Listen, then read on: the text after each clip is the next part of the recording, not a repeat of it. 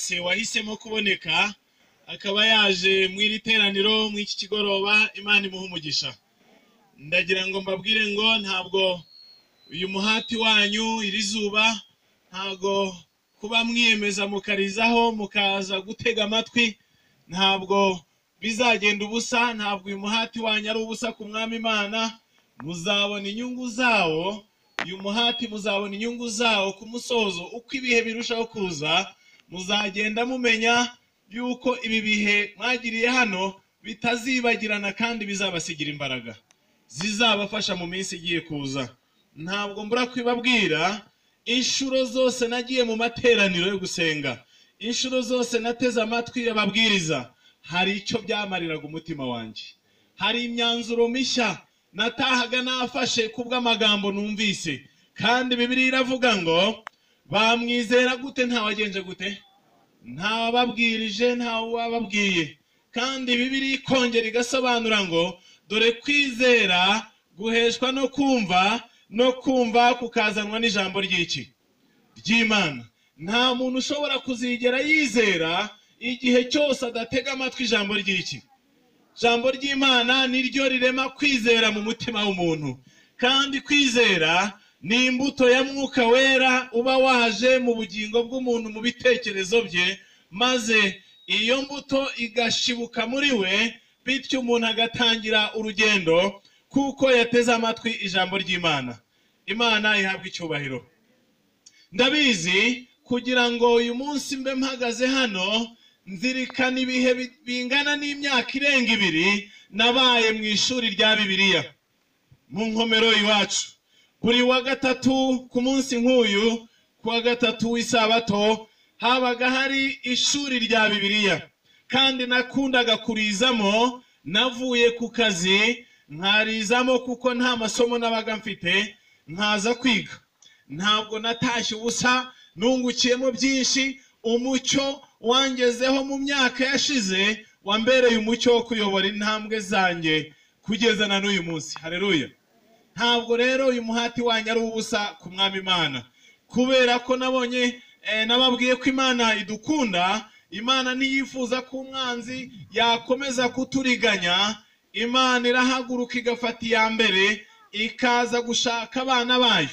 Imana yo mu ijuru irabazi kandi irabakunda nk'uko nanjye nkunda, ndetse Imana izi n'izina rya buri wese. Niyo mpamvu ngiye kubasomera aya magambo y'ingenzi ari mu gitabo cyitwa Yesu Kristo uwifuzwa ibihe byose.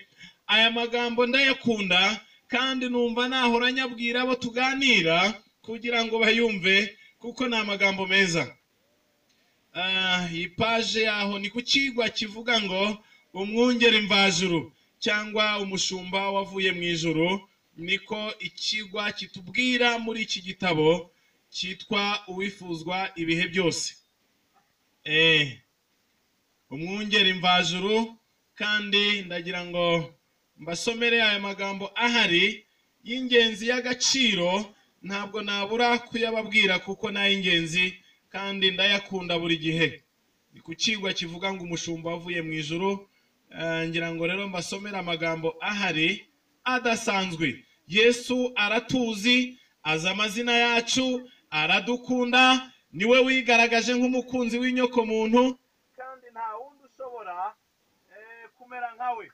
Nta wundi mwabona, nta wundi ushobora kumera nkawe. Niyo mpamvu ajya avuga ati ni umwungeri mwiza.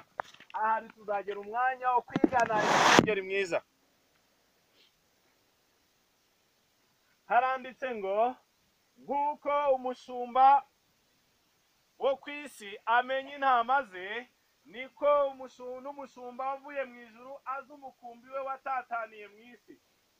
Muri uyu mukumbi wanjye, intama zo mu cyanya cyanjye, muri abantu banjye, nanjye ndi Imana yanyu, niko Uwiteka Imana ivuga. Haleluya. Ndetse arongera akavuga ati naguhamagaye mu izina ryawe nti uri uwanjye, dore nguciye mu biganza byanjye nk'uca imanzi. Imana iratuzi. Imana izi umukumbi wayo watataniye mu isi. Ntabwo ukiri hamwe, uri watataniye mu isi, ariko uyu munsi ntabwo Uwiteka yibagiwe cyangwa ngo areke umukumbi we. Niyo mpamvu batubwira ngo Yesu aratuzi, buri wese ku giti cye kandi yita ku busembwa bwacu. Haleluya. Yesu wagenze gute? Aratuzi kandi yita kuki? Ku busembwa bwacu. Haleluya. Ubusembwa butandukanye n'ijambo bita inenge.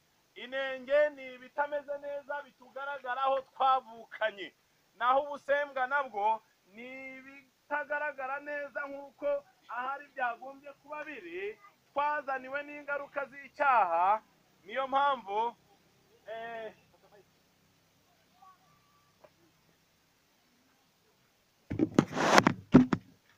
ubusembwa narimo mvuga yuko Yesu atuzi, azi n'izina rya buri wese, akamenya buri wese ku giti cye, kandi yita ku busembwa bwa bande? Ku busembwa. Ubusembwa rero narimo nsobanura ko ni ibituriho bigaragara nabi twazaniwe n'ingaruka z'icyaha ariko tutavukanye. Naho inengezo ni ibyo umuntu aba yaragenje gute? Yaravukanye, bitagaragara neza haba ku mubiri, haba ku mutima, cyangwa se mu bitekerezo. Umuntu akaba afite ibintu nawe ubwe abona bitanejeje.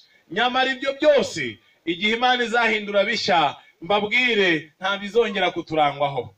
Ndabizi Yesu aratuzi kandi azi buri wese ku giti cye, kandi yita ku busembwa bwacu. Azi urugo dutuyemo. Se murabizi ko n'ingo dutuyemo azizi? Arazizi cyane. Ndetse ntabwo azi urugo gusa, ndetse azi n'izina rya buri muntu rurimo. Haleluya. Izina ryawe Yesu agenje gute? Ararizi nk'uko n'iryanjye arizi. Ntabwo ajya twibeshyaho, buri wese amuzi neza. Ndetse rimwe na rimwe yajyaga ategeka abagaragu be kujya mu nzira iyi n'iyi yo mu mudugudu uyu n'uyu n'inzu runaka, kugira ngo agarure imwe mu ntama ze. Buri muntu wese Yesu aramuzi kandi amwitaho cyane, nk'aho yaba ari we wenyine yapfiriye. Umutima we ushengurwa n'intimba za buri wese. Yumva amajwi yose ari mu kaga amutakira. Yaje mu isi kugira ngo yireherezeho abantu bose. Arababwira ati nimunkurikire. Kandi umwuka we ukorera mu mutima kugira ngo ubagarure kuri we. Benshi banga kwemera gukururwa nawe. Yesu arabazi nabo, aza bakirana umunezero umuhamagaro we, kandi biteguye kwishyira mu burinzi bwe nk'umushumba mwiza. Yaravuze ati intama zanjye zumva ijwi ryanjye, ndazizi kandi zirankurikira. Yita kuri buri imwe muri zo nk'aho nta yindi iri ku isi. Haleluya. Yesu aratuzi. Gusa mbabajwe nuko twebwe tumuzi gakeya, cyangwa se kenshi duhora ibyo tubishidikanyaho. Icyakora iyo tumaze kumumenya, ishidikanya rivuyeho, nta muntu duhata, ahubwo ajya imbere tukamukurikira, kuko tuzi yuko abaye adahari byacu byaba akaga gusa. Niyo mpamvu uyu munsi ntawe ukimpatira kumukurikira, ahubwo nzi ko ari inshingano yanjye. Haleluya. Nzi ko ari inshingano yanjye. Yesu rero aratuzi. Izina ryawe ararizi, urugutuyemo araruzi, ibigutakisha arabizi, ibiguhagarika umutima arabizi. Niyo mpamvu ahora ashaka uburyo ki yakwinginga ngo umuhangeho amaso, maze agutabara gukize. Munyemerere mw'uyu mugoroba mbabwire kwiduhamagara ariyo kwizerwa, kandi iyo ngiyi iduhamagara ntabwo dukwiye kwishidikanyaho. Izatuyobora, itugeze ku gakiza, itugeze mu mucyo w'itangaza. Muri uyu mugoroba ndagira ngo ikigwa kidasanzwe mbanze ngitangire n'ubuhamya. Ndabizi umwaka wa 2011 ubwo umwuka w'Imana yagenderaga umutima wanjye, akawukangura, akawutera kuva mu by'amanjwe, akawunkangurira gushaka ubutungane bwo mu mutima kuruta kwigaragaza inyuma. Nashimye Imana ubwo yari imaze kuntabara, imaze kundasira umucyo nanjye. Nshimira Yesu ko icyo yagikoze. Ariko nyuma gatoya ngiye kubabwira yuko hari byinshi nari nkeneye gukosora mu buzima bwanjye. Nyamara ibi ngiye kubabwira nzi ko hari benshi biherana bikabagusha, bakagenda bakazimira iyo badakomeje kwita kwijwi ry'umwungeri mwiza. Niki cyambayeho? hajya habaho ibintu bita ubwibone mu by'umwuka. Umuntu yaba azi ibintu cyangwa hari ibyo abandi batabizi, akaba n'ibyo bakubitisha, akabona cyangwa agasigara baciraho iteka ngo bariya ni abaki, ni abanyabyaha, akumva ntiyanaterana nabo, agasigara yabavuma yarabagize ibivume. Niyo mpamvu benshi bajya bagwa mw'uwo mutego w'ubwaka n'ubwibone, maze bagahita bavuga bati aba ntibanihannye niyo yayo, aba ngaba ni abanyabyaha, akumva ngo ntiyaterana nabo. Uwo mwuka nari nkufite wanyadutseho mu gihe runaka, ariko Yesu arantabara.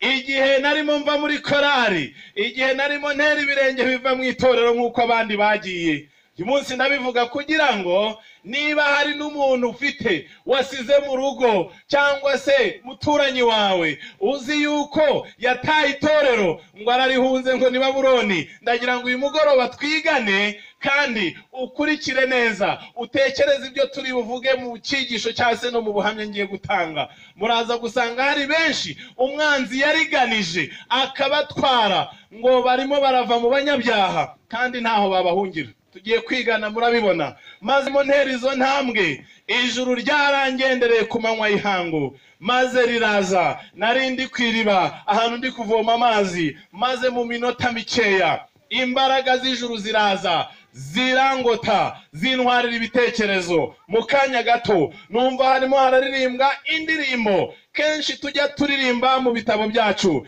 indirimbo y'177. Ndagira ngo tuyiririmbe, ariko nivaho ndababwira impamvu zayo.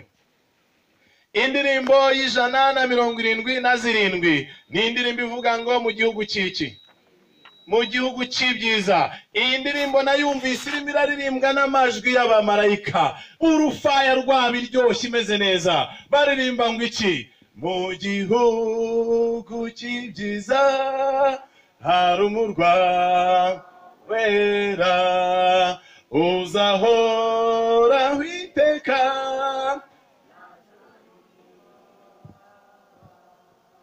nta marira azabayo, nta rupfu cyangwa ubwoba, ibihe ntibibarwayo, kuko ntabwo bwira inkike z'uwo murwa,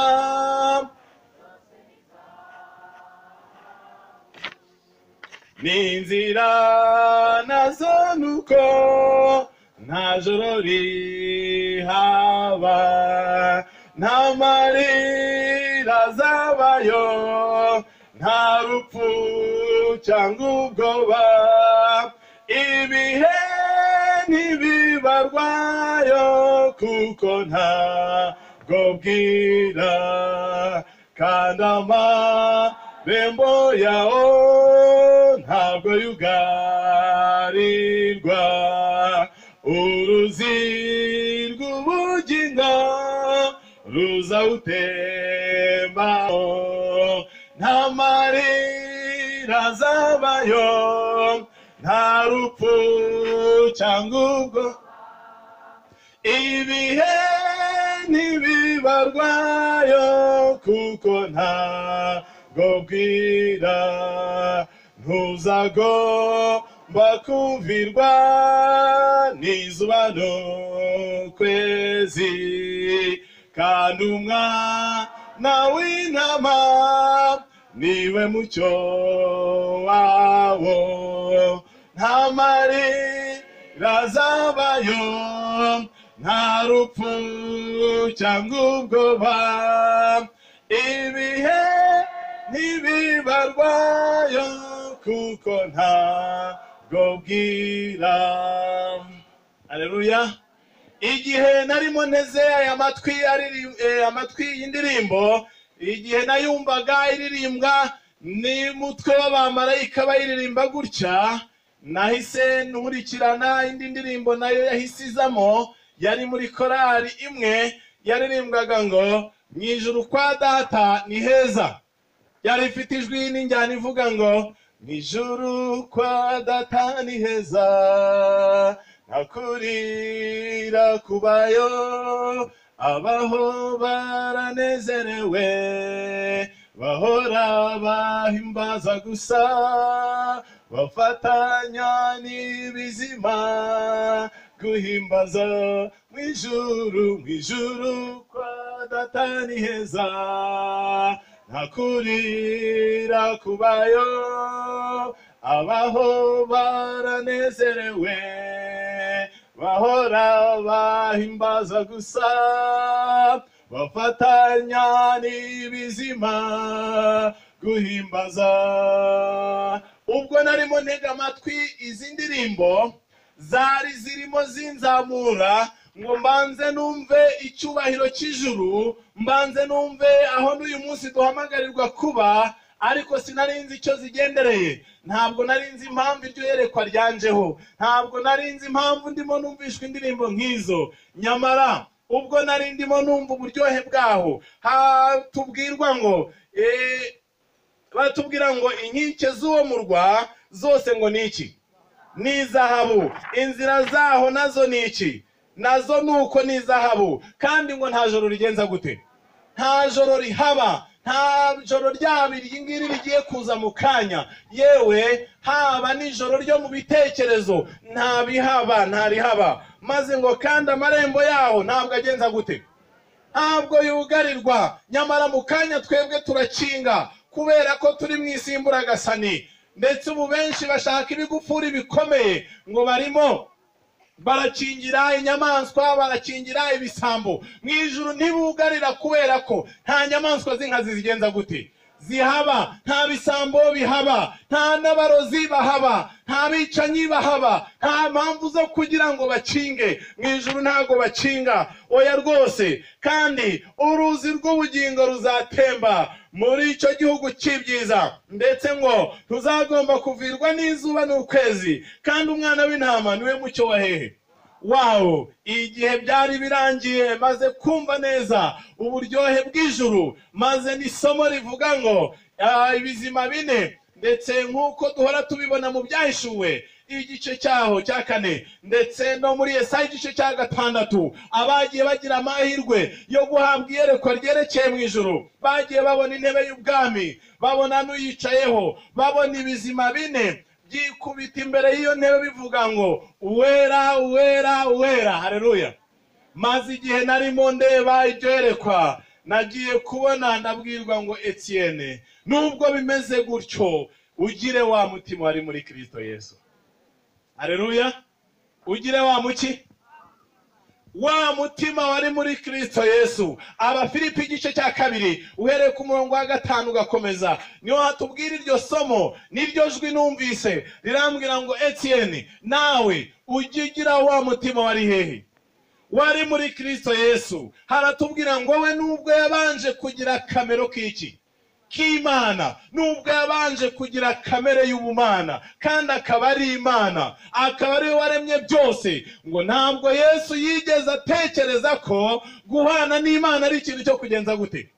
Cyo kugundirwa, ngo akomeze abigundire, akomeze abyigumanire. Kandi ibi ngibi yaretse ni nabyo intumwa za Yesu zashatse kwigumiramo ubwo zari mu mpinga y'umusozi, zabonye ubwiza buhari, zibona ukuntu hanejeje, maze umwe aratangira aravuga ati aha hantu ni heza, reka tuhacikira ingando tuhigumire. Nyamara si ibyo Yesu yatekerezaga. Hepfo y'umusozi hari ukeneye gutabarwa, abandi bo bagashaka kwigumira mu mpinga y'umusozi aho hantu heza. Yesu rero ubumana yarabwiyambuye, maze arabusiga, aramanuka, aza muri iyi si yacu mbi, aza muri ruhurura, maze aramanuka aza gushaka icyagenje gute? Icyazimiye. Ubumana arabwiyambura, aza gufata umubiri w'intege nke, aza gufatanya natwe gusonza, aza kumurikirwa n'izuba, kandi we ari we soko y'umucyo w'ibiva byose. Ariyemeza aca bugufi, aramanuka, aza kuvukira, kubyarwa n'umugore, kandi ari we wamuremye, ari nawe nkomoko ye. Ariko ariyemeza, aza gufata uruhu rwa kimuntu, aza gusuzugurwa n'abo yiremeye, aca bugufi, aramanuka ku bwacu. Maze ubwo nari maze kubwirwa ayo magambo umwuka w'Imana yaranteruye anjyana i Kigali muri ruhurura, agiye kunterekamo, mvuza induru ndataka cyane, amaguru ndayahina ko nshyira mu iyo ruhurura. Arangije arambwira ngo rero Etienne, menya ko Yesu we yavuye mu ijuru ahataba icyaha, ahataba abantu b'inzangano, ava mu ijuru hari umunezero, hatari abantu b'amasura yakobanye nkatwe kubera icyaha. Arahava arahasigaza kubana n'abantu b'indoro mbi, birirwa baregana, birirwa bashihana, aza kutubamo asize ibyo byiza, aramanuka ngo azaturonke. Igihe numvaga ibyo ndabwirwa ngo rero iyi si yacu imeze nka ruhurura, aho abantu birirwa baregana, birirwa barira kubera gupfusha, abandi ari abanyeshari, abandi birirwa bagambana. Aza mu isi yacu imeze gutyo, asize umunezero w'ijuru, aramanuka aza kudushaka. Niyo mpamvu uyu munsi igihe numvaga iryo somo narabwiwe ngo Etienne, ubanza umenye yuko Yesu ataje mu isi gushaka abakiranutsi, keretse abaki abanyabyaha. Nawe urimo widoga gutyo, iyaba Yesu ataraciye bugufi ngo aze kugushaka, nawe ibyo urimo witwaza ucira abandi witeka, ntabyo uba warabonye. None rero tuza, Yesu cyamuzanye no gushaka baki abanyabyaha. Maze ubwo ryangeragaho nasabye Imana imbabazi, n'Imana umbabarire, kandi mbonye yuko burya iyi misiyo yawe yari yo kuza kwireherezaho abanyabyaha ngo wongere ubaronke. Wasize icyubahiro. Ni bangahe bashobora guhitamo gusiga imyanya y'ibyubahiro ihanitse mujya mubona mu isi abantu barwanira, akaba yaza kubana n'umuntu mu ivundi hasi, akaza kubana n'umuntu ahantu hadasobanutse ngo abikore ku bwa gahunda z'umurimo w'Imana? Nasanze benshi umutima w'ubwibone twavukanye ujya udutera gukora amakosa nk'ayo. Ndashimira Imana yantabaye inyumvisha ko nkwiye kuba mu bantu. Reka mbasomere isomo ryangaruye, kandi ni isomo ry'ibyanditswe nkunda cyane. Njya nkunda gushimira Imana ko yari inyumvishije mu rwandiko intumwa Pawulo yandikiye Abakorinto. Rwandiko Pawulo yandikiye Abakorinto harimo isomo ry'ingenzi ry'agahozo ngiye kubasomera, rihinduka rishya ku bantu benshi uyu munsi. Kandi muzibonera ko abantu benshi Satani ajya bayobya akabatwara. Satani ajya ayobya abantu akabatwara, kandi bakagenda bibwira ko ngo barimo barakorera Imana, kandi bari hirya y'icyo ijambo ry'Imana ryavuze. Mu rwandiko rwa mbere Pawulo yandikiye Abakorinto igice cyaho cya 5, ndagira ngo mbasomere amagambo ahari uhereye ku murongo wa 9. Ibyo kwitandukanya n'abakristo gito. Kanisomera aya magambo ndayakunda. Pawulo aravuga ati, nabandikiye muri rwa rwandiko ko mutifatanya n'abasambanyi. Ngagenje atera, nabandikiye muri rwa rwandiko ko mutifatanya n'ikira n'abasambanyi. Ijambo kwifatanya ukaho mukanya, ariko sinavuze yuko mudaterana rwose n'abasambanyi. Kandi subiremo, navuze ko mutifatanya n'abaki, ariko sinavuze ko mudaterana. Harya ubwo guterana n'abasambanyi nta kibazo kirimo? Oya nacyo. Pawulo aravuga ngo navuze ko mutifatanya, ngo mukore nkabo, mwitware nkabo, ariko gutera nabyo ntabwo nigeze mbabwira ngo mugenze gutera, ngo ntimuzaterane nabo. Niko bamubeshyeraga. Arangije aravuga ati, ariko sinavuze yuko mudaterana rwose n'abasambanyi bo mu biyi si, cyangwa bifuza ibibi. Sinigeze mvuga ngo ntimuzaterane nabo, nimbeshyera. Cyangwa bifuza ibibi, cyangwa abanyazi, cyangwa abasenga ibishushanyo. Kuko iyo biba bityo mwari mukwiye kuva mu isi. Niba mudashaka guterana n'abakira nabo bose, niba mutabishaka nimuve hehe? Baba we, navuze ko mutifatanya, sinavuze ko mudaterana nabo. Zabona rero abantu mw'iyi minsi badutsweho n'umwuka wo kuvuga ngo ntabwo yaterana, ngo n'abasambanyi abo yita ngo ni abanyamakosa ni abanyabyaha ngo ntiyaterana nabo. Mama we abarahiye, uyu nguyu rero ntazi ibyo arimo. Iyo biba bityo Yesu ntaba yaraje hehe? Ntabwo aba yaraje mu isi y'abanyabyaha twese, ntabwo aba yarahaje. Niyo mpamvu rero benshi risomo baryumvise nabi, baritwara nabi. Uyu munsi tugomba kuba mu isi irimo imico itandukanye kandi tukahaba kubw'imbaraga z'Imana. Ntidukore nk'ibyo abasambanyi bagenza gute, cyangwa abanyazi, cyangwa bifuza iki. Tubujijwe gukora nk'ibyabo, ariko guterana nabo ntabwo tugenje gute, ntabwo tubibujijwe. Iri nararyumvise neza, rirangarura, ringirira umumaro, kandi ndashimira Imana. Aravuga tumva, iyo biba bityo mudashaka guterana nabo, mwari mukwiye kuva hehe? Harya abadashaka guterana nabo baracyari mu isi? Baba we, mu ntumwa 12 habonetsemo Yuda, nta teraniro na rimwe, ntaryo muzigera mubona ririmo abantu b'intungane gusa, ntaryo muzigera mubona mu isi.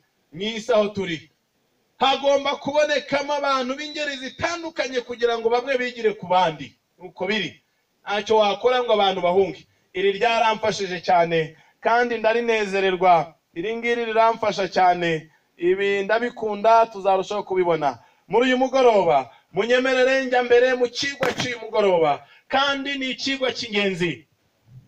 Hari ibintu ngiye kubabwira bikomeye. Uyu munsi ngewe rero niga kubana n'abantu bose, baba bari abanyangeso mbi, baba ari abeza. Ngomba kwigana nabo kuko ni umugambi w'Imana, kandi nkabana nabo batanyanduje kuko niwo mugambi. Yesu atanga imbaraga nk'uko yabanye na bene Zebedayi, akabana n'abantu b'ibirara b'abanyamujinya bitwa ba bene Nkuba, akabana nabo ntibagire icyo bamuhinduraho. Niko natwe ashaka kuduha imbaraga zituma tuba mu isi, tukabana n'abasambanyi, tukabana n'abasinda, tukabana n'abarwana n'abanyamujinya, nyamara ntitubahunge, kandi tukabamo tudakurikiza urugero rw'abandi, urugero rwabo, kandi bigakunda neza neza. Niba bidashoboka, hari abajya bavuga ngo kanaka ngo yanteye umujinya. Ntawe yaguteye, wari usanzwe uhari. Ukwiye kubanza kuwutsinda, hasigaye ibindi ukazamwihorera, kuko ntabwo uzajya mu ijuru kuko abantu bose babaye abere, ahubwo wowe rwana no kuba umwere, ahasigaye nabo bashobora kuzakwigiraho. Haleluya. Nuko biri rero muri uyu mugoroba munyemerere ngiye kurondora ibintu 12 biranga iminsi ya nyuma, ariko ndavuga kimwe gusa nicyo ndi butindeho kandi gifitanye isano n'ibyo maze kuvuga. Muri iyi minsi ya nyuma Bibiliya yaduhaye kalendari izaranga uko ibintu bizakurikirana, izaranga imibereho abantu bazaba basohoyemo cyangwa tuzaba dusohoyemo, igaragaza ibintu byose uko bizaba ku murongo, maze nta na kimwe yasigaje. Kandi twebwe dusohoreweho n'iminsi y'imperuka, iminsi ya nyuma isoza.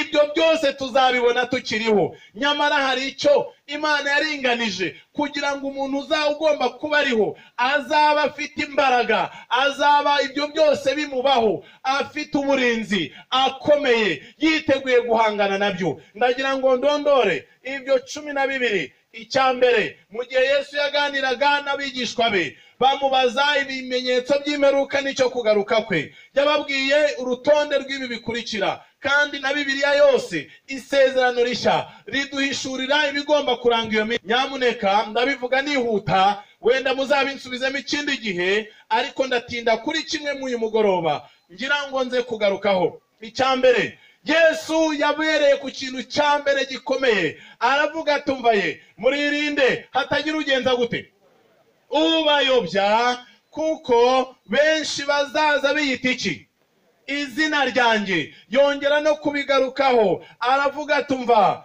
n'abahanuzi benshi b'ibinyoma bazagenza gute, bazaduka. Icyo ni icyambere, umwaduko w'abahanuzi b'ibinyoma benshi bazaduka. Gusa nugira amahirwe ukazasangwa utari muri iri tsinda rivugwa, uzaba ufite amahirwe, uri umunyamugisha udasanzwe. Icya kabiri, Yesu yavuze ko hazabaho intambara n'impuha z'intambara. Ntabwo ibyo byose ndi bubirondore, ndivuga kimwe muri byo. Aravuga ko hazabaho ibiza, indwara z'ibyorezo n'ibiteye ubwoba n'ibimenyetso mu kirere na hehe no ku butaka. Ibyo bikabaho. Hanyuma yongera kuvuga icya kane, aravuga ngo uko umwana w'umuntu azaza, abantu bazaba bameze nk'uko mu gihe cyo kwa Nowa byari bigenje gute?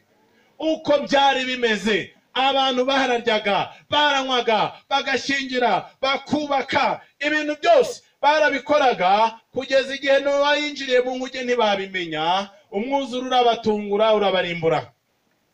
Kanigarukire ku cya gatanu, byaravuzwe yuko Yesu atazigera aza, cyangwa se nk'uko bivugwa neza, hariho icya gatanu cyitwa guhishurwa k'umunyabugome n'amayoberane y'ubuki.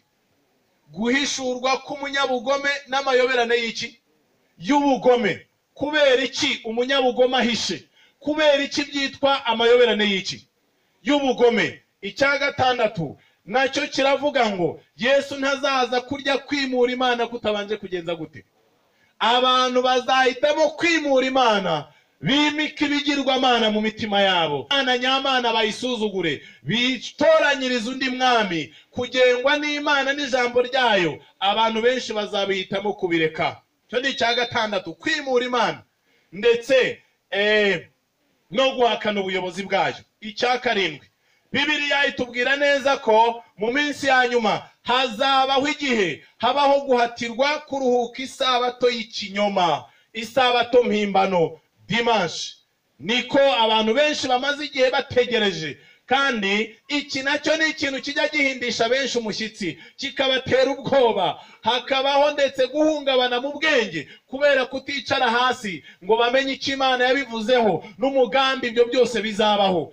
Maze ugasanga urwango rwaravutse mu mitima yabo kubera kwanga abo bibwira ko ngo bazagira urwo ruhare, atazi ko nawe ahubwo ashobora kuzagaragara mu itsinda ry'abazarwanya Imana ku bw'ingingo. Niyo mpamvu icyo ni icya karindwi. Icya munani, Bibiliya itubwira ko mu isi yacu mu musozo wayo hagomba kwaduka ibyago bingahe? Ibyago 7. Iyi ni ingingo njya ngeraho nkayitindaho, kandi nazo zihishemo umunezero. Niba Uwiteka ari mu ruhande rwanjye cyangwa ari mu ruhande rwawe, nta mpamvu zo gushidikanya n'ubwoba, ahubwo tumenya ukuri guhishemo hariya. Ikindi cya cyenda, icya cyenda n'icya cumi ndetse n'icya 11 ndagira ngo nkibabwire, ni iby'ingenzi kurutaho. Icya cyenda ni iki gikurikira: ijuru ryavuze yuko mu minsi ya nyuma Imana izasuka umwuka wera ku bantu bangana iki?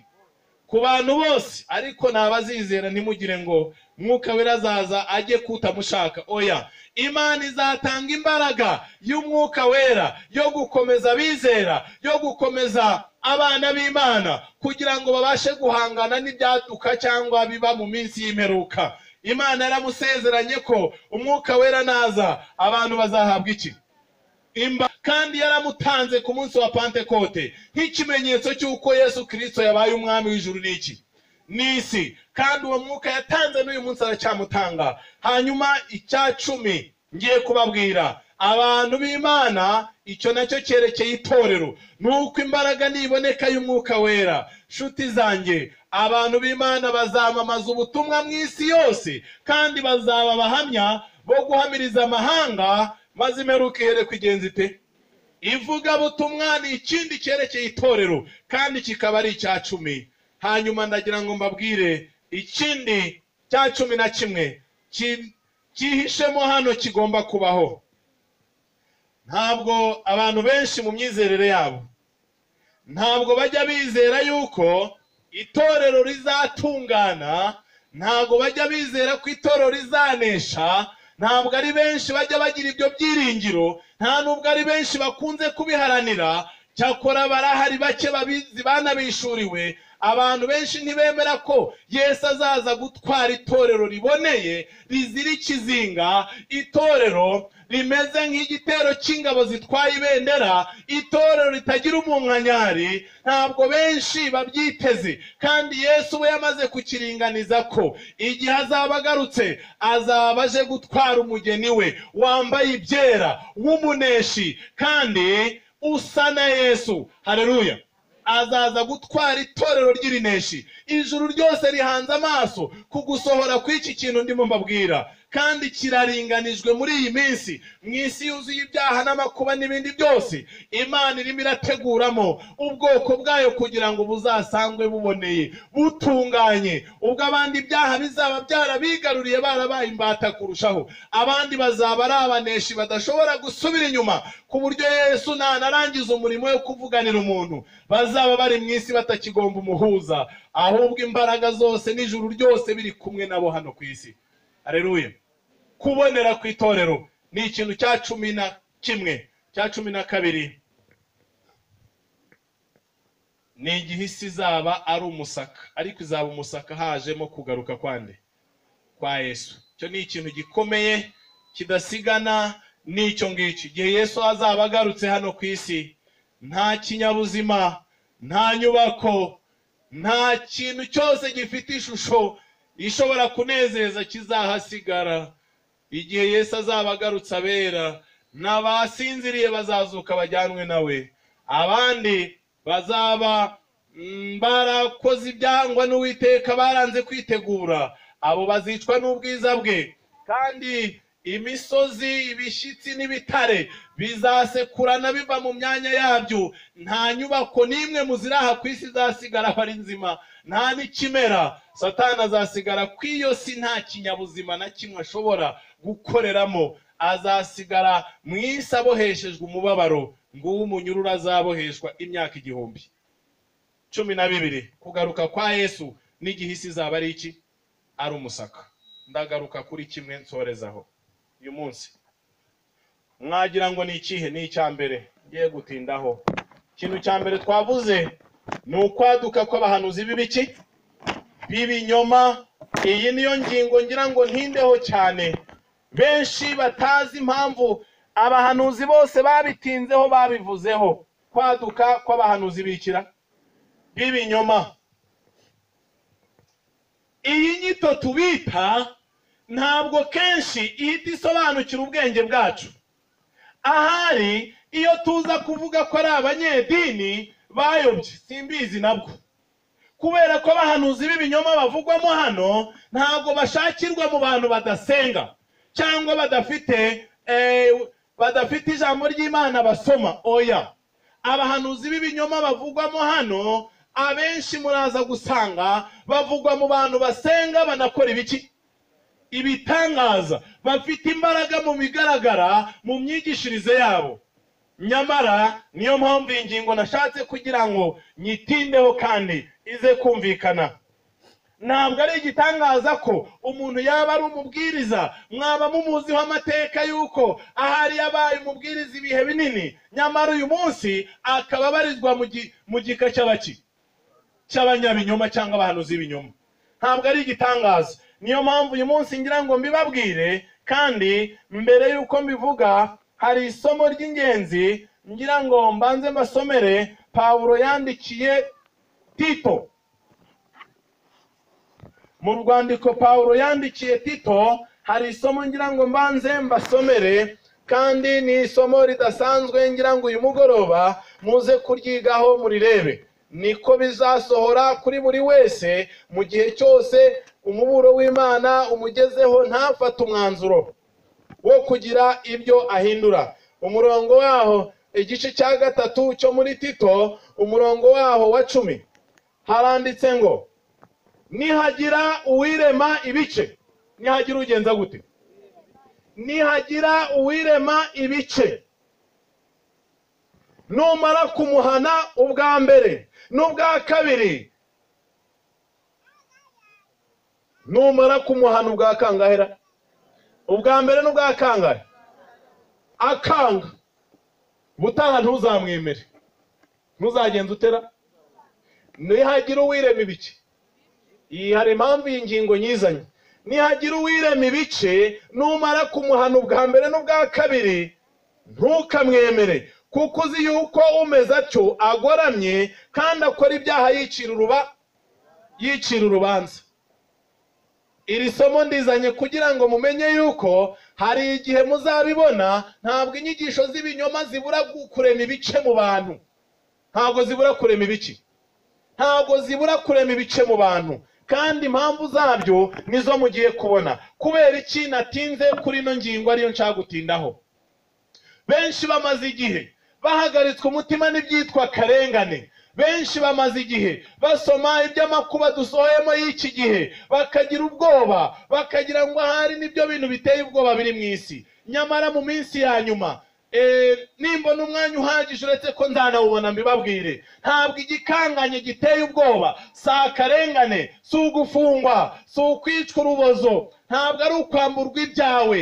Ikintu giteye ubwoba, kubera ko ibyo ngibyo twamaze kubona ko ibintu byo kwicwa urubozo cyangwa se akarengane, kwamburwa ibyawe, ibyo twabonye ko abana b'Imana bo mu bihe byashize babinyuzemo kandi birangira ari abaneshi.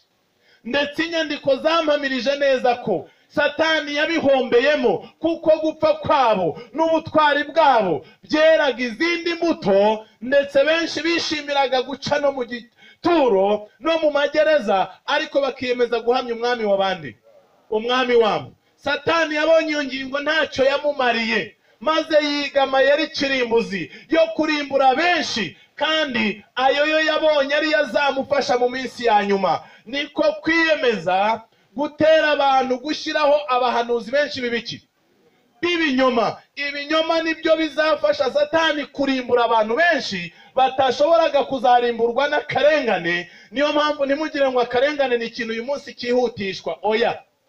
Igishishikaje Satani ni ukugira ngo ayobye abantu, kandi iyo abantu bamaze kuva ku kuri, bamaze kuyoba, nta kabuza aba yabifatiye, abona uko abafatira mu biganza bye neza, kubera kwakira inyigisho z'iki, z'ibinyoma.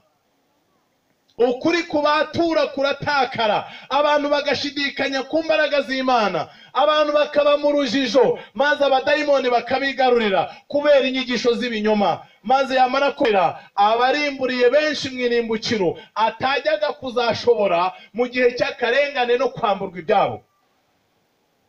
Tuzigana ikigwa kivuga ngo akaga karuta kandi, nibwo muzamenya yuko ibijyanye n'akarengane, ngo bakwishe urupfu rubi, bagufunze, bakunyaza ibyawe, ibyo ni ibintu byoroheje rwose mbibabwira, kuruta kurokoka inyigisho z'iki nyuma. Si izo zonyine, Satani aragwiza ibintu by'irari. Icyo ni ikindi cya kabiri, aragwiza ibintu mu isi by'irari, ngo abantu benshi abarimbuza irari. Umutware witwa irari amereye nabi benshi, abantu bageze ku rwego batakitegeka, bagengwa n'ibibarimo. Irari nicyo kintu kirimo kirimbura ubwenge bw'abantu benshi, kandi bakarimbuka buri munsi. Murumva kurimbuka guhamagara ukundi kurimbuka, ishyano rigasimbura irindi shyano, inkuru mbi igasimburwa n'indi nkuru mbi. Nta karengane gahari, ahubwo ari irari ry'abantu n'ibinyoma byamaze kubageza habi. Reka nze nsome gatoya aya magambo ari muri Matayo igice cyaho cya 7, yongeye guhera Matayo igice cya 7 umurongo wa 15. Matayo igice cya 7 umurongo wa 15 aratubwira iki? Ndahasoma aya magambo akurikira. Biratangaje. Matayo igice cya 7 umurongo wa 15 hari amagambo atubwira ngo, hejuru hari umutwe uvuga ngo irembo rigenze gute? Irembo rifunganye. Ariko mbere yayo hasi ku murongo wa 15 haratubwira ngo, mwirinde abahanuzi b'ibiki, bazaho muri basa n'intama, ariko imbere ari amaki, ari amasega aryana. Mwirinde abaki, abahanuzi b'iki, bazaho muri basa, bambaye uruhu rwiza inyuma, ariko imbere hari amasega agenje gute? Ibi ntaho bitandukaniye nanone n'ibyo Yohani yeretswe yerekwa maraya wari ufite igikombe cya zahabu, ariko imbere ari ibiki, ari ibizira. Ntabwo bitangaje ko muzabona ababwiriza, niho ruhinaniye. Ntabwo bitangaje ko muzabona ababwiriza abantu rwose biyorobeka bakagaragara nk'abantu beza b'Imana, nyamara kandi imbere ari ibinyoma bisa, kubera ko bamaze gutanga soko ukuri. Ntabwo bitangaje rwose. maze baratubwira ngo muzabamenyera ku mbuto zabo. Ngo kukira impamvu nazanye rya somo ryo kwirema ibice ni ukugira ngo mubanze mumenye yuko iri somo rema ibice ni isomo riza kuduhishurira abantu niba batwaye ukuri cyangwa batwaye ibiki, ibinyoma.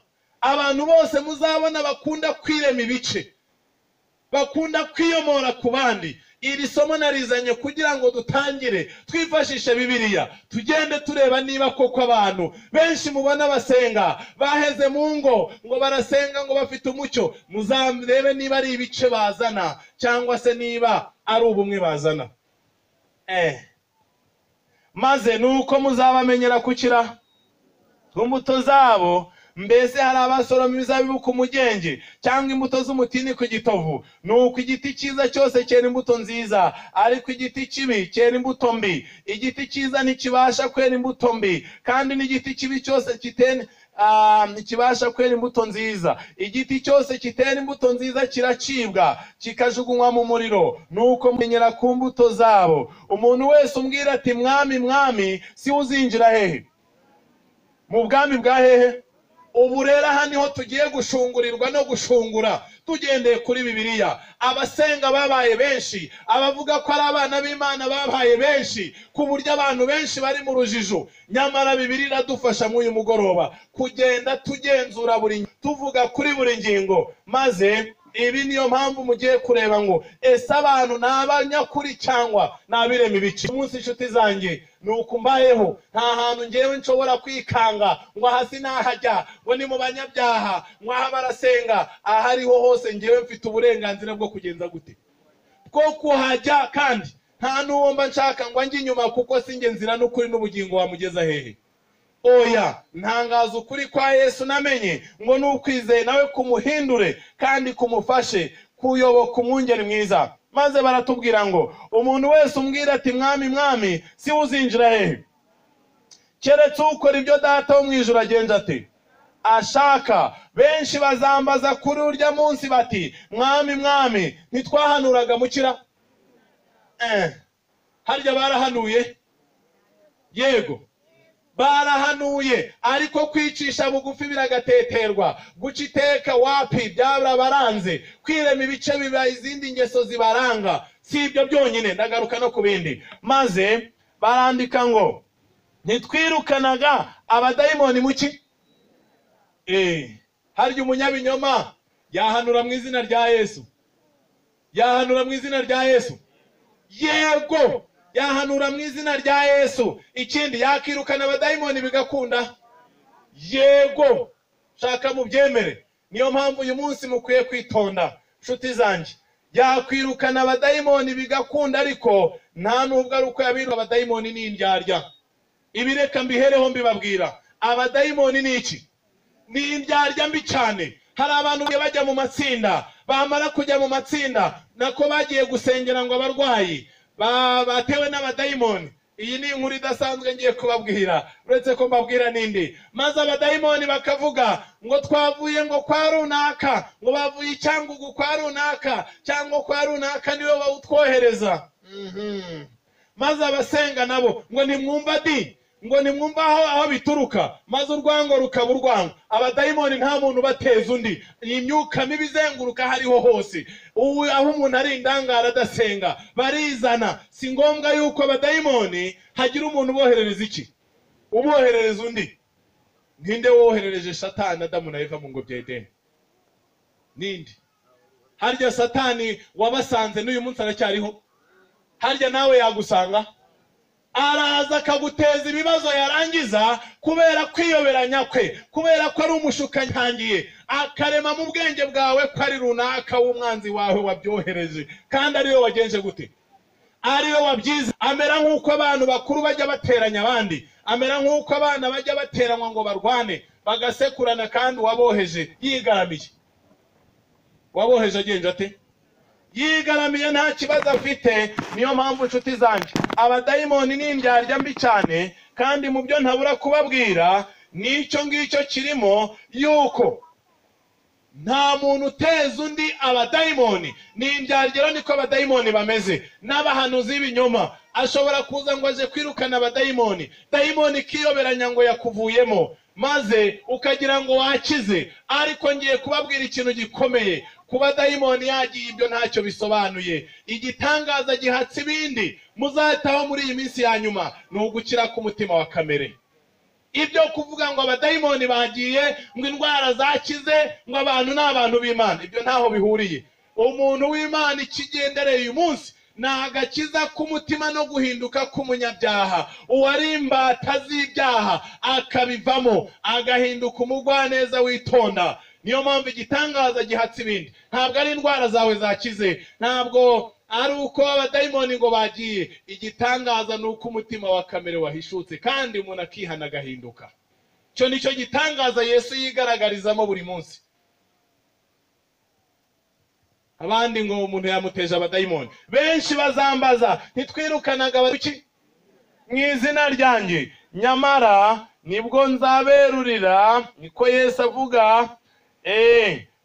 Aravuga ati ntitwakoraga ibitangaza byinshi mu izina ryawe. Yesu ati nibwo nzaberurira nti sinigeze kugenza gute kubamenya, nimwumve imbere mwa nkozi z'ikimwe zibi bimwe. Niba hari ingingo idasanzwe, ni ingingo ijyanye n'inyigisho z'ibinyoma n'abitwa abahanuzi b'ibinyoma baduka mu bantu.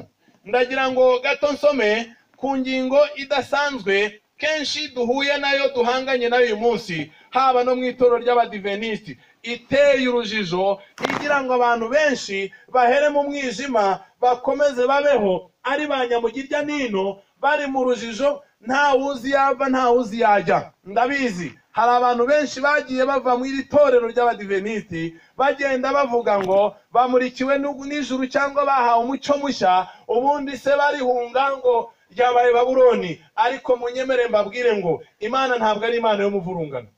Ntabwo ari Imana y'iki? Ntabwo ari Imana y'umuvurungano. Niyo mpamvu kuva kera kose intumwa za Yesu zakomeje kurwanya ikintu cyitwa kwirema ibice, kandi ndahita nkigarukaho uyu mugoroba. Amagambo ngiye gusoma nihuta, maze nsoma amagambo Pawulo yandikiye Abafilipi yababujije ikintu cyitwa kwirema ibice. Nyamara abantu benshi muzababona bakunda kwirema ibice. Mu rwandiko Pawulo yandikiye Abafilipi igice cyaho cya mbere umurongo wa 15 niho ngiye gusoma, n'uwa 17 haranditse ngo icyakora bamwe babwiriza ibya Kristo babitewe n'ishyari no kwirema ibice.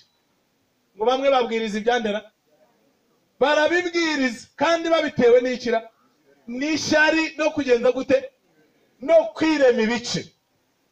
Ibi nibyo muzabona mu ngo hirya no hino, aho abantu bose barimo bararikira abantu ngo barasenga, bateje urujijo aho dutuye mu midugudu, babwiriza ibya Kristo bitewe n'iki, ishyari no kwirema iki, no kwirema ibice. Iyi ngingo ndayitindaho cyane. Umurongo wa 17 haratubwira ngo naho babandi bamamaza ibya Kristo babitewe no kwirema ibice, babikorana umutima ubarega, bibwira ko bashobora kunyongera umubabaro mu ngoyi zanjye. Abantu benshi babwiriza ibya Kristo babitewe no kwirema ibiki. Kwirema ibikira, harya abantu bashobora kubwiriza ibya Yesu kandi impamvu zabyo ari ukwirema ibice? Yego byakunda. Harya barahari badukikije bamaze gutwara imbaga nyamwinshi kandi ari ukwirema ibice. Hirya y'ibyo hari isomo rindi nsoma hano mu gice cya 3 cy'Abafilipi, cya 2 cy'Abafilipi murongo waho wa 10 cyangwa se n'uwa 3 muhereho. Haranditse ngo ntimukagire icyo mukorera kwirema ibice cyangwa kwifata uko mutari, ahubwo mwicishe bugufi mu mitima, umuntu wese yibwire ko mugenzi wagenza gutera amuruta. Nyamara umuntu muratubwira ngo iki? Ngira ngo nshaka awo waruhagije, ariko nawo ndawugeraho ntacyo bintwaye. Wo wa 3 waruhagije. Ntihakagire mukagira icyo mukorera kwirema ibikira, kwirema ibice. Izi ngingo zerekeranye no kwirema ibice ni umugambi wa Satani, ni umugambi we kuva kera kose, kandi ntabwo ari Abafilipi gusa Pawulo yabyandikiye, kubera ko n'Abakorinto yarabibandikiye ababuza kwirema ibice. Uyu munsi umwuka wose muzabona uzana kwirema ibice mu itorero, muzamenye ko atari umwuka uvuye hehe? Uvuye ku Mana. Niyo mpamvu mu rwandiko Pawulo yandikiye Abakorinto rwa kabiri mu gice cya 12 umurongo wa 20 handitse aya magambo akurikira. Haranditse ngo, kuko ntinya yuko ubwo nzaza ahandi nzasanga mumeze uko ntashaka, nanjye mugasanga ameze uko mudashaka. Kandi ndatinya yuko ahari hazabaho intonganya n'ishyari n'umujinya no kwirema ibice no gusebanya no kuneguranira mu byongorerano no kwihimbariza ubusa no kuvurungana. No kugenza gutera kuvurungana no kwirema ibice. Kwirema ibice, izi ngingo Bibiliya izicyaha iherekera kose. Ni umuntu waba waravukiye mu isi kandi akavuka mu itorero risahari n'iryangiritse kurusha abandi, ni Yesu Kristo. Nyamara nawe ubwe ntiyigeze areka kujya gusengera mu nsengero z'Abayuda bene wabo, ahubwo niho yakuriye kandi niho yakoreye umurimo we. Ntiyigeze ajya kure, ntiyigeze ashyigikira na gato umwuka wo kwirema ibice, wo kwirema ibice. Nta n'indi ntumwa yigeze ibishyigikira. Haba no mu rwandiko Pawulo yandikiye Abakorinto rwa mbere mu gice cya 10:25 naho yahashyize aya magambo ngiye kubabwira. Yaranditse aravuga ngo, kugira ngo umubiri utirema ibice, ahubwo ingingo zigirirane. Urugingo rumwe iyo rubabaye, ingingo zose zigenza gute? Zibabarana narwo. Cyangwa iyo urugingo rumwe ruhawe icyubahiro, ingingo zose zishimana narwo. Imana yashimye ko itorero ryayo ritavurungwa. Niyo mpamvu ngiye kubasomera amagambo ari mu bihamya by'itorero, kandi paje ubutumwa bwatoranijwe, paje ya 50. Ngiye kubasomera amagambo ahari, maze ni nayo ndimo nganishaho kugira ngo tuze kugana ku musozo w'uyu mugoroba. Paje ya 50 ubutumwa bwatoranijwe, volume ya mbere, haratubwira iki? Hari amagambo y'ingenzi ngiye kubasomera muri ubutumwa bwatoranijwe kw'iyo paje ya 50. Hari amagambo avuga ngo, mu myaka myinshi ishize, muki mwumve ko atari ibishya. Mu myaka myinshi ishize mu Badiventisi umunsi wa karindwi hagiye haduka amatsinda menshi y'ubuyobe. Ngo amakira? Amatsinda make menshi y'iki? Y'ubuyobe, kandi asenya, ashingiye ku gusobanura nabi ibyanditswe byera, cyangwa ku kwibwira ko bamurikiwe n'ijuru. Bibwira ko ngo bamurikiwe n'ikira. Hanyuma barema amatsinda menshi y'ubuyobe. Ayo matsinda yarwanijwe mu buryo budakebakeba hifashishijwe inama z'umwuka w'ubuhanuzi zatangiye gukoreshwa muri ibyo bihe igihe bibayeho. Zimwe muri izo nama nizo turi gusoma hano, kandi munyemerere nsome paje ya 51. Haranditse ngo, ntabwo Uwiteka yaguhaye ubutumwa bwo kwita Abadiventisi umunsi wa karindwi Babuloni no guhamagarira ubwoko bw'imurisohokamo. Bese ayo matsinda arahari avuga ko Abadiventisi umunsi wa karindwi ari Babuloni. Nyamara nawe ahita akomeza cyaha avuga ngo, ntabwo Uwiteka yaguhaye ubutumwa bwo kwita Abadiventisi umunsi wa karindwi Babuloni no guhamagarira ubwoko bw'Imana kugenza gute? Kurisohokamo. Impamvu zose watanga kuri iyi ngingo ntizishobora kugira agaciro kuri jye, kubera ko Uwiteka yampaye umucyo utavuguruzwa uhabanye n'ubutumwa nk'ubwo. Sayo matsinda arahari, aradukikije. Nyamara iyo urebye ukareba, harimo abantu dufitanye isano, harimo bene wacu, kenshi ushobora kwizera ko nabo umwuka wa shitani wo kwirema ibice, wo gushora abantu mu binyoma no mu rujijo, ntabwo wamenya ko umwuka wabadutseho. Ndabizi ibi ni ibintu maze iminsi nkubitana nabyo. Paje yaho ya 53 haratubwira ngo, ubutumwa bwose buvuga ko itorero ry'Abadiventisi umunsi wa karindwi ari Babuloni kandi bugahamagarira risohokamo, ntabwo bukomoka ku ntumwa iyo ari yo yose yatumwe n'ijuru cyangwa umuntu uhumekewemo na mwuka w'Imana. Ubutumwa buvuga gutyo ntabwo buturuka ku ntumwa y'iki? ku ntumwa iyo ari yo yose yaba ivuye mu ijuru, ntabwo ari Imana itumye abo ngabo. Oya rwose ndabibabwira, mu gitabo cyitwa ibibaho mu minsi y'imperuka, ndagira ngo nsomemo amagambo. Ayo ngayo niyo magambo tugiye kuganaho, kandi turimo turasatira umusozo w'uyu munsi. Amagambo ahari muzayabona amatsinda menshi atuzengurutse ari aho dutuye, yahejeje abantu mu rujijo kubera kwibwira ngo ni abantu b'Imana, kandi kubera kwibwira ko ngo nabo ahari ngo bahawe umucyo. Nyamara nibyo ngiye kubabwira. Ku ipaji yaho y'126 niho ngiye guhera nsoma. Hari amagambo menshi y'ingenzi ari muri iki gitabo ngiye kubasomera. Abantu benshi nuko babayeho bahejeje abantu mu rungabangabo, babuza abantu kuba mu itorero ngo babeho batanga n'icya 10, abahimba uburyo butari uburyo bwose bw'ingeri nyinshi. Ndagira ngo nsome igihamya page ya 47, ahubwo igihamya cyaho c'126 nicyo kirimo hano. Ngiye gusoma amagambo aratubwira ngo iki: buri wese ngikira buri wese niyirinde kugira ngo atigomeka arwanya ubwoko bumwe rukumbi bwujuje ibyangombwa byose biranga itorero ry'abasigaye, ryitondera amategeko y'Imana kandi rifite kwizera kwa Yesu.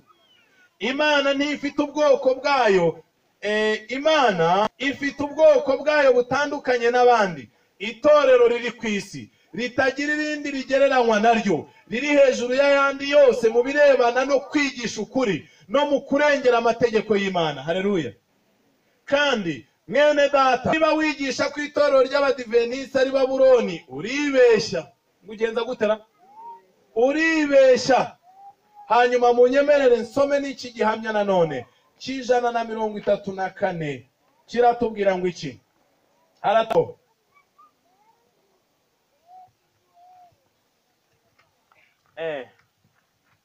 benshi baheza abantu mu rujijo no mu rungabangabo. Uko umubare w'abizera bacu wiyongeraga, byagendaga byigaragaza ko hatabayeho ingengamikorere, twari kuzagwa mu rudubi rukomeye, kandi umurimo ntiwari gukorwa uko bikwiye kugira ngo haboneke ibyangombwa byo gushyigikira umurimo, kugira ngo umurimo ugezwe mu birere bishya, kugira ngo dukingire amatorero n'abayobozi be kwangirizwa n'abizera badakwiye, no gucunga neza umutungo w'itorero n'umurimo wo kwamamaza ukuri binyuze mu binyamakuru, ndetse no kubw'izindi mpamvu nyinshi. Byagaragaye ko ingengamikorere ikenewe. Haleluya. Byagaragaye ko ingengamikorere igenje ite? Ikenewe. Abandi bashaka kubaho bigenga, bashaka kubaho nta tegeko na rimwe ribagenga.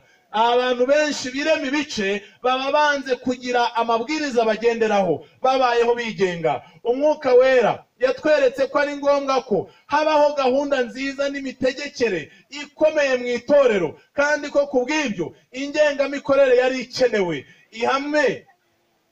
Ihame ry'ingengamikorere na gahunda nziza niryo riranga imirimo yose y'Imana ikorera mu isanzure y'ibyaremwe. Gahunda nziza ni itegeko ry'ijuru, kandi igomba no kuba itegeko ry'ubwoko bw'Imana buri ku isi. Haleluya. Nuko biri.